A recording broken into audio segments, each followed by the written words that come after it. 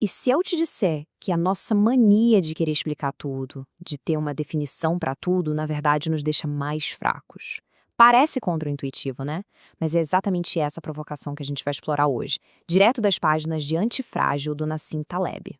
Vamos botar no ringue duas figuras. De um lado, o gigante da filosofia, Sócrates, do outro, um cara da vida real, o Tony Gordo. Então vamos entender essa briga. De um lado está o Sócrates, o pai da filosofia ocidental. Para ele é coisa simples. Se você não consegue definir, você não sabe. Ponto final. Do outro lado, há o Tony Gordo. Ele não está nem aí para definição. Ele é o cara da prática, da rua. A única pergunta que interessa para ele é: beleza, mas isso aí funciona na vida real ou não? Ok, vamos começar pelo lado do filósofo.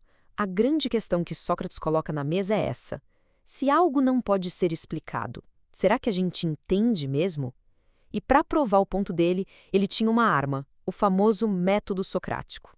Pensa assim, o método socrático era quase uma arte marcial da conversa. Sócrates chegava, fazia uma pergunta que parecia super simples. A pessoa respondia toda confiante. Aí ele vinha com outra pergunta, e mais outra, e ele ia, com calma, desmontando cada certeza, mostrando as contradições, até a pessoa perceber que, no fundo, ela não sabia explicar direito aquilo. E é daí que vem a ideia central dele. Essa frase é o resumo da ópera. Para ele, viver sem questionar, sem tentar definir, sem usar a razão para entender o porquê das coisas, era simplesmente um desperdício. A razão para Sócrates era a luz que iluminava tudo.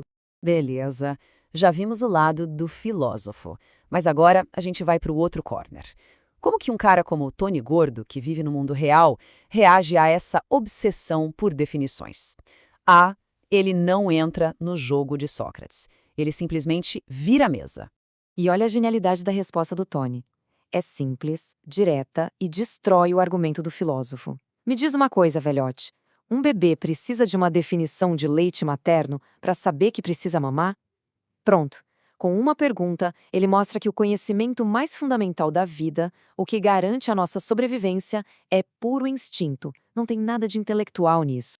É tipo andar de bicicleta, sabe? Se alguém parar e pedir para você explicar a física do equilíbrio, o torque, a força centrípeta, você provavelmente vai travar. E o pior, se você tentar pensar nisso enquanto pedala, a chance de você cair é enorme. O ponto do Tony Gordo é exatamente esse. Ao forçar uma explicação, Sócrates não só é inútil, como ele atrapalha o que já funciona por instinto.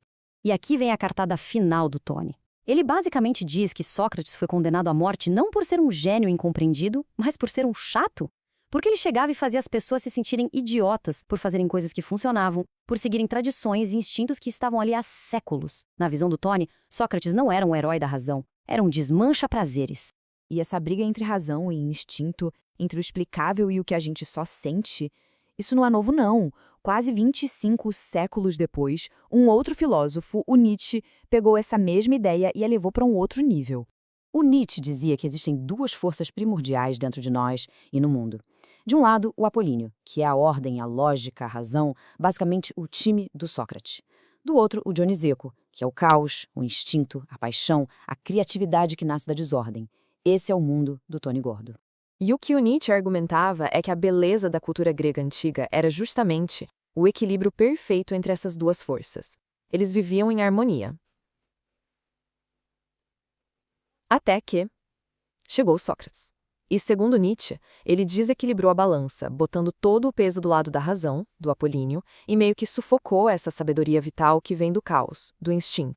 Isso leva a uma pergunta que o Nietzsche deixou no ar, uma pergunta que ecoa até hoje. E se existe um tipo de sabedoria, talvez a mais importante de todas, que a lógica não consegue nem tocar? Um tipo de conhecimento que, no exato momento que a gente tenta colocar em palavras, ele some? Ok, chega de filosofia por um instante. Vamos voltar para o mundo real, para o dia a dia. Para o Tony Gordo, a discussão não é sobre o que é verdadeiro ou falso. A única coisa que importa é uma pergunta bem mais simples. Essa decisão vai me fazer de otário ou não? Olha só essa tabela, ela resume tudo. O filósofo fica lá se perguntando, isso é verdade? Qual a probabilidade? Já o cara prático, o Tony Gordo, está preocupado com outra coisa. Qual é a minha exposição? O que eu tenho a perder ou a ganhar aqui? O foco sai completamente da verdade e vai todo para o resultado, para a consequência. Traduzindo no mundo real, o que está em jogo, a sua exposição ao risco, é muito mais importante do que saber se algo é provável ou não. O resultado de uma decisão, o que ela causa na vida de alguém, pesa muito mais do que a lógica por trás dela. E esse conceito de assimetria está em todo lugar, a gente só não percebe. Pense na segurança do aeroporto. A gente não passa todo mundo pelo raio-x porque a probabilidade de alguém ser terrorista é alta. Na verdade, ela é baixíssima. A gente faz isso porque a consequência de um terrorista passar é catastrófica. O mesmo vale para reatores nucleares ou para testar um remédio novo. O foco não é na probabilidade, é no tamanho do estrago se der errado. Então, como a gente usa isso na vida? É um passo a passo bem simples, na verdade. Primeiro, avalie sua exposição. O quanto um evento pode ajudar ou quebrar alguém. Segundo, analise a assimetria. O ganho possível é gigante e a perda é pequena? Ou é o contrário? E terceiro, o mais importante, tomar decisões pensando nas consequências.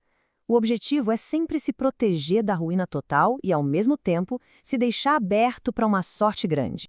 Beleza, então, qual é a grande lição desse embate todo entre o cara que pensa e o cara que faz? É tudo sobre o que a gente pode chamar de a sabedoria do fazer. E isso é a chave para entender o que é esse antifrágil. É como um iceberg. O que a gente sabe explicar, o conhecimento de livro, é só aquela pontinha que fica para fora da água. Mas embaixo da superfície tem uma massa gigantesca de conhecimento acumulado por gerações. Nossos hábitos, instintos, tradições, tudo isso tem uma lógica de sobrevivência escondida que o racionalismo puro e simples não enxerga. E pior, pode acabar destruindo sem querer. E isso nos deixa com uma pergunta para levar para casa. Em que áreas da vida a gente está confiando demais em teorias, em conhecimento de livro e, sem perceber, ficando cada vez mais frágil a riscos que a gente nem consegue enxergar?